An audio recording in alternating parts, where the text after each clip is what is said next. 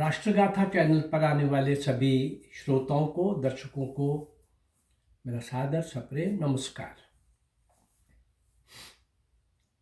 1757 से 1947 से 190 वर्ष का कालखंड, ईस्ट इंडिया कंपनी के आगमन से ब्रिटिश के जाने तक का, यूं कहें कि सशस्त्र चुनौती देने वाले उस कालखंड के सारे कमाल के लोगों की एक अंतिम कड़ी नेताजी सुभाष चंद्र बोस तक का इतिहास। वो बाल बालिकाएं, किशोर किशोरियां, युवा युवतियां, हर आयु वर्ग के वो लोग जिन्होंने अंग्रेज जैसी राक्षस सत्ताशाही को, विशाल साम्राज्य को सशस्त्र चुनौती दी, समय समय पर कुर्बान हो गए, बलिदान हो गए, मर खप गए, फांसी के तख्तों पर झूल गए, जेलों के अंदर लंबी सजाएं काटते हुए दम तोड़ गए, काला पानी जैसी घोर नारकीय सजाएं 90% वही मर खप गए। इनमें से किसी का नाम इतिहास में नहीं आया जो वास्तव में मतवाले थे, दीवाने थे, जो वास्तव में स्वतंत्रता रूपी महायज्ञ में अपने आप को निष्काम आहुत कर रहे थे। उनका कहीं नाम नहीं, कहीं भी नाम नहीं भाई। मैं उन्हीं अज्ञात, जितने मैं 641 वीडियोज अब तक पहुंचा चुका हूं, ये जितने नाम मैंने लगभग 1800 के आसपास क्रांतिकारी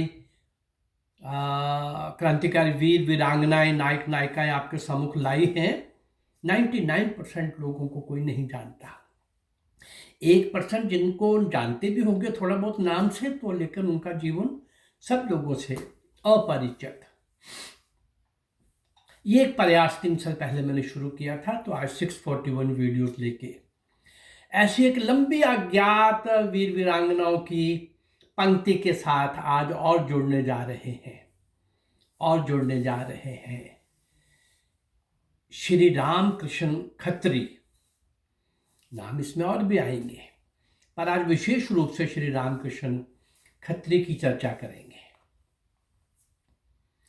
लखनऊ जेल की एक बैरक में काकोरी ट्रेन डकैती के आरोप में गिरफ्तार क्रांतिकारी लोगों को बंद कर दिया गया था लखनऊ जेल में।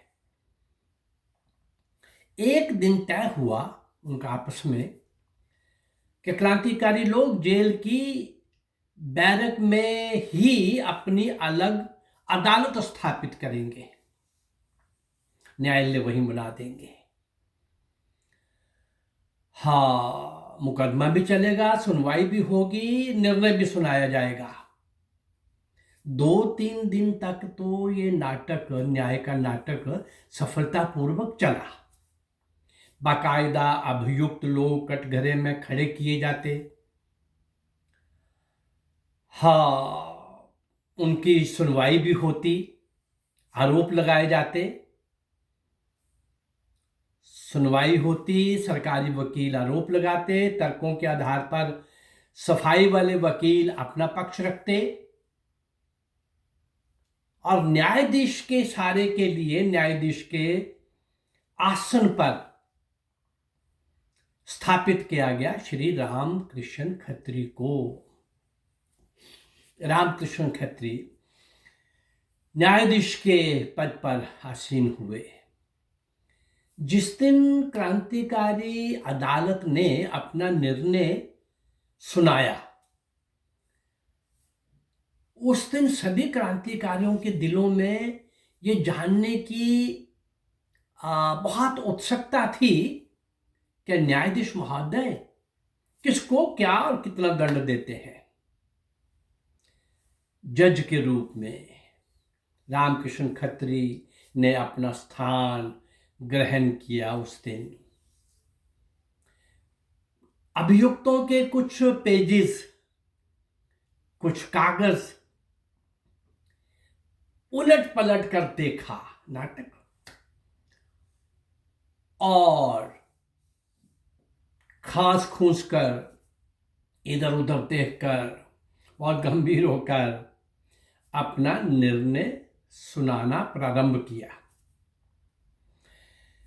पहले उन्होंने जब नाम पड़े अभियुक्तों के, जिन्हें कम समय की सजाएं सुनाई गई थी। अर्थात उन्होंने कुछ लोगों को 5 वर्ष और कुछ को 10 वर्ष और कुछ को आजीवन कारावास का दंड सुनाया। सब नाटक चल रहा है। जब उन्होंने अभियुक्त ठाकर रोशन सिंह को 5 वर्ष की सजा सुनाई तो ठाकर रोशन सिंह अपनी सजा सुनकर चीख पड़े, इतनी कम सजा, मेरा अपमान है। इतनी कम सजा मेरी ठुकरास के ऊपर कलंक है। जज महोदय ने धरती पर, नीचे तो बैठे हुए थे, अपना मुक्का पटकते हुए कहा, ऑर्डर ऑर्डर, जैसे होता है।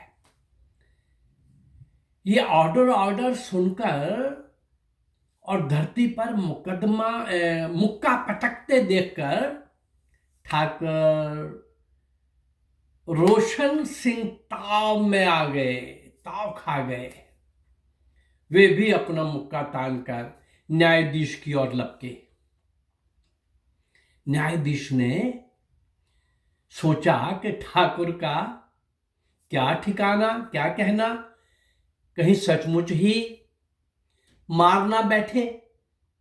वे अपने कागज पत्तर उठाकर भाग खड़े हुए।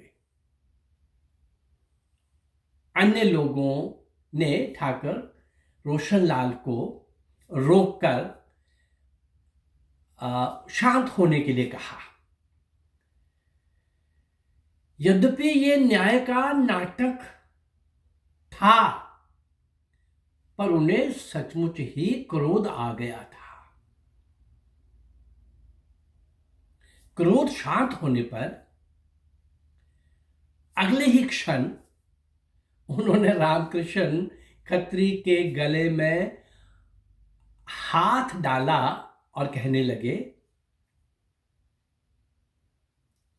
क्या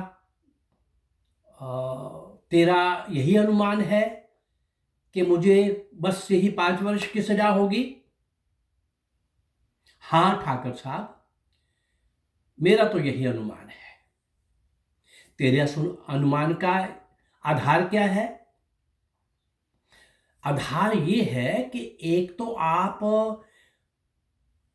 काकोरी ट्रेन डकैती करने वाले लोगों में सम्मिलित नहीं थे, और फिर आपके विरुद्ध कोई गंभीर आरोप भी नहीं है।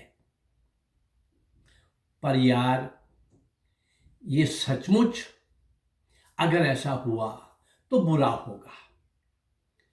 मुझसे कम उम्र के लड़कों को लंबी सजाएं हों, फांसियां हों, फांसी की दंड सुनाए जाए, और मेरी कम सजा हो तो ये मेरा अपमान होगा।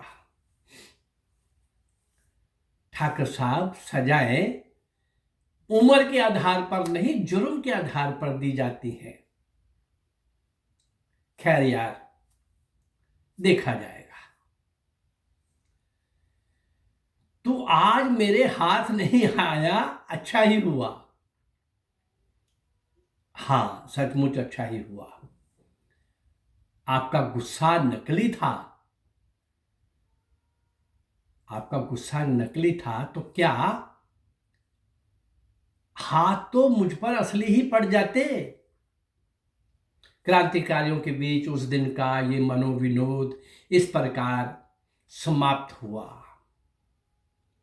रामकृष्ण खत्री भी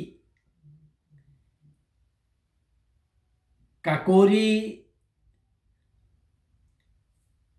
के यद्यपि अभियुक्त नहीं थे, लेकिन उनको इसी काकोरी के अभियुक्त के नाते ही पेश किया गया था, यद्यपि उसमें वो सम्मिलित नहीं थे।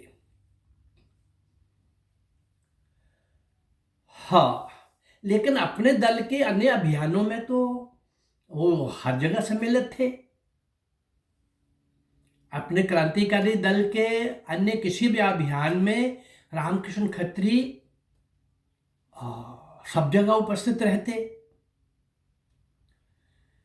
रामकृष्ण खत्री महाराष्ट्र के चांदा जिले के चखली गांव में पैदा हुए थे। बचपन से ही देशभक्ति के भावों से ओतप्रोत थे। बाल गंगाधर तिलक और एक मैं नाम भूल रहा हूं, उनके संपर्क में आ जाने के बाद, कल मैं इसका जब नंबर 2 एपिसोड लूंगा तो मेरे ध्यान में आ जाएंगे। उन दो लोगों से बहुत प्रभावित थे और गोविंद राम के नाम से इन्होंने संन्यास भी ले लिया हुआ था।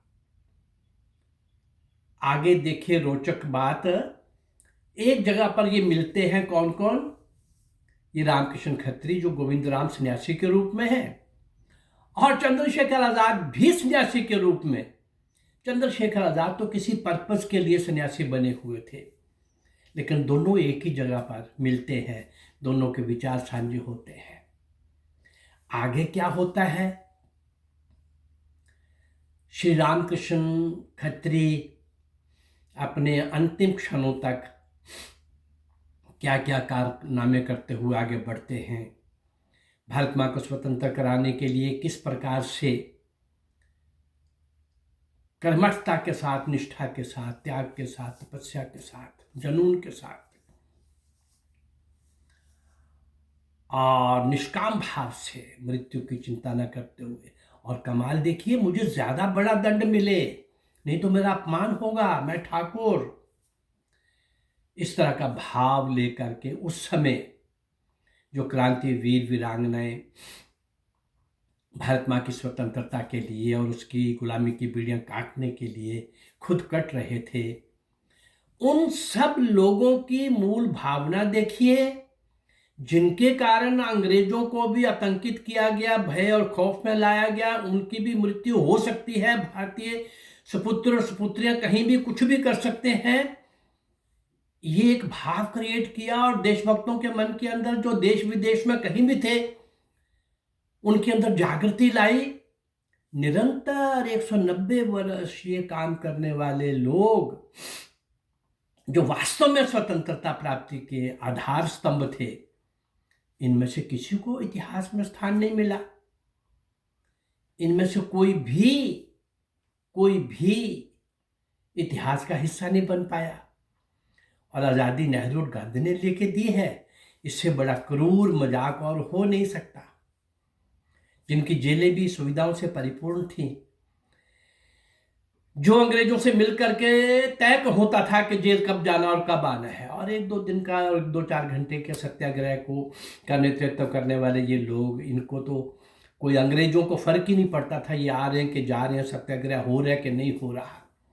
अंग्रेजों को फर्क पड़ता था जब उनमें से किसी एक को बम ब्लास्ट से, रिवॉल्वर से, पिस्टल से, किसी भी तरीके से खत्म कर दिया जाता था कि ये विदेशी हैं, फिरंगी हैं, विधर्मी हैं, ये हमारी भारत मां के पवित्र छाती पर खड़े होकर के यहाँ के निर्दोष पुत्रों पर गोलियां चला रहे हैं, गांव के गांव जला रहे हैं, भून रहे हैं, निर्दोष लोगों को मार रहे हैं।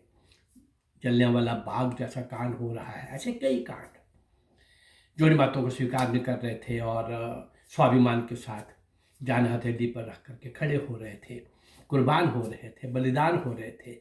ऐसे सब बलिदानियों को सब तो मैं क्लेम नहीं करता, लेकिन इसी 190 वर्ष के इतिहास में लगभग 1800 के आसपास में आपको दे चुका हूं नाम, और 200 कम से कम, अभी 200 से भी ऊपर, इसी 190 वर्ष के 2000 से ऊपर मैं क्रांति वीर वीरांगनाएं आपके सामने ला रहा हूं। 641 वीडियोस के माध्यम से आगे ये वीडियोस और बढ़ेंगी, और फिर सिंध के राजा दाहिर से लेकर नेताजी सुभाष चंद्र बोस तक जब 1012 साल का लंबा कालखंड लूंगा, तो उसके अंदर तो ऐसे 4-5 हजार वो लोग जिन्होंने शौर्य और वीरता के नए पृष्ठ लिखे, ऐसे अज्ञात वीर वीरांगनाओं को आपके सामने लाने का मेरा प्रयास। अगर आपको अच्छा लग रहा है, इसी श्री रामकृष्ण खत्री जी के दूसरे एपिसोड में हम कल पता करेंगे कि चंद्रशेखर आज़ाद और रामकृष्ण खत्री दोनों सन्यासी के वेश में आगे क्या योजना बनाते हैं और क्या करते हैं, कैसे वो अंग्रेजों के लिए एक सरदर्द बनते हैं। ये भारत माँ के सपूत कल पेश किए जाएंगे दोनों। और अगर ये मेरा प्रयास आपको अच्छा लग रहा है तो इस चैनल को लाइक करिए, सब्सक्राइब करिए और शेयर करिए। नमस्कार, जय भारत, धन्यवाद।